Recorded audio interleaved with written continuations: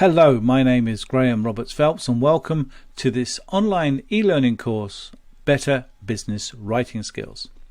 This is part one of a multi-part series that will help you to improve your business writing no matter what your job role, background or experience. This is part one, the introduction.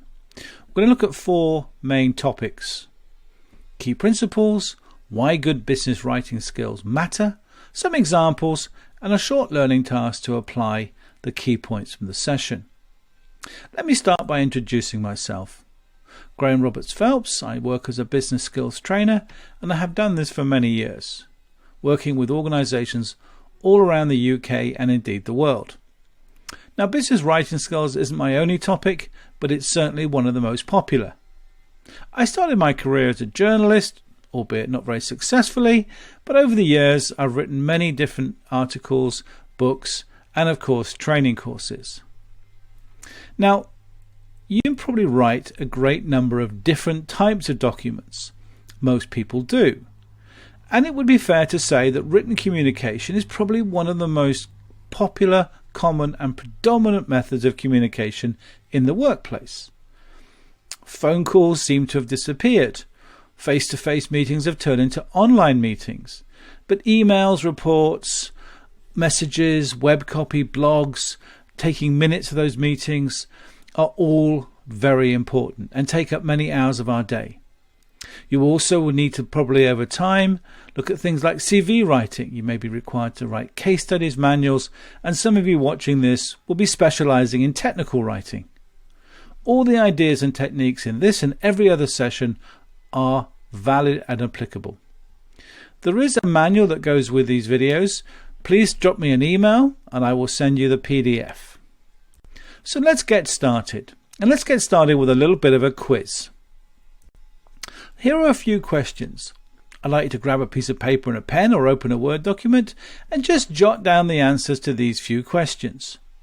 Question number 1. What's the ideal sentence length? 5 to 7, 8 to 14, 15 to 25. If you're doing sentences more than 25, stop.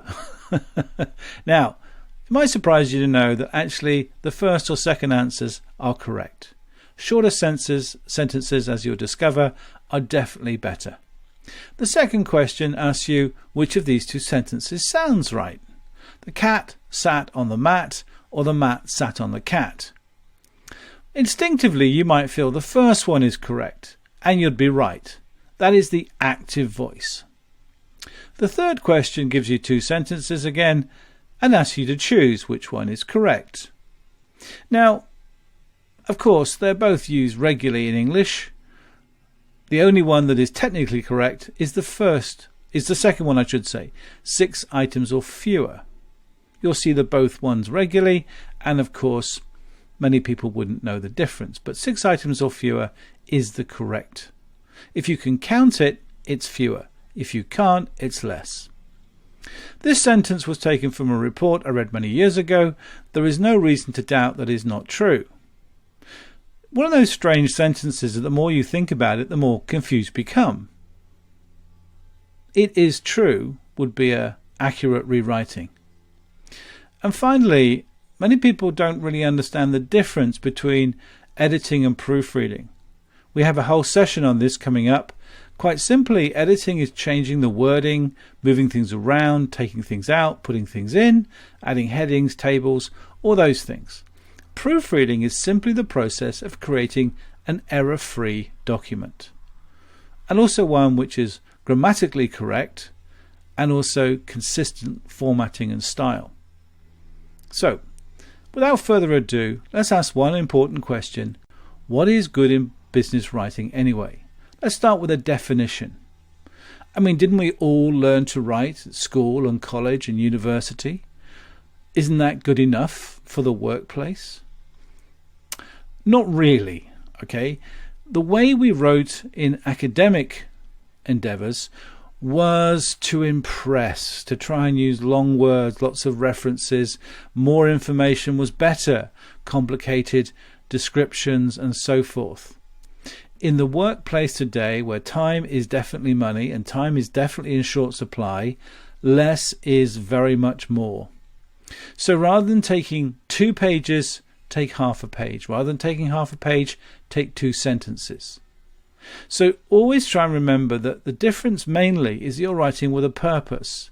Not just to get a high mark, but to create an action, to clarify something, to pass on accurate information that's understood instantly and in the first read. It's all about objectivity, not about whether you impress the marker or the teacher. And sometimes, if you've had a very academic background, or you've been trained in a particular topic in a very high level, such as a doctor or a professional scientist or researcher, you've created many habits of long-windedness, of long sentence, and perhaps a kind of approach that doesn't fit well in today's workplace. So let's consider a few things. How much time do you have to waste by redoing your business documents? If you have to do those reports and manuals, how long does it take you? How much of your time do you waste having to reread or phone people to ask about information in a badly worded email? You see, the biggest problem in business writing is the speed with which we work, which causes us to do 2 unforced errors. The first one is the failure to clarify what we're trying to achieve, and the second, to fail to effectively edit and proofread precisely. I'm going to show you some examples during this series, and it's not that the person writing them wasn't very good at English, it's just they didn't have or make the time to edit the document correctly and proofread it properly.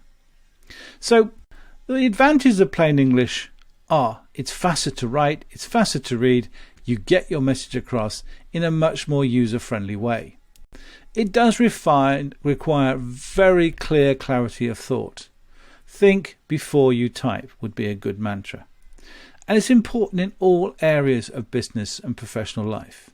Always know what you want to achieve before you begin to write. Use the right words and phrases, keeping it super simple. Be very clear. It's a phrase I use a lot. You'll hear me say this: everyday English. Write as you would speak, but not as you would chat. Stay well clear of all the jargon and business technocrat speak that might be part of your daily life or industry.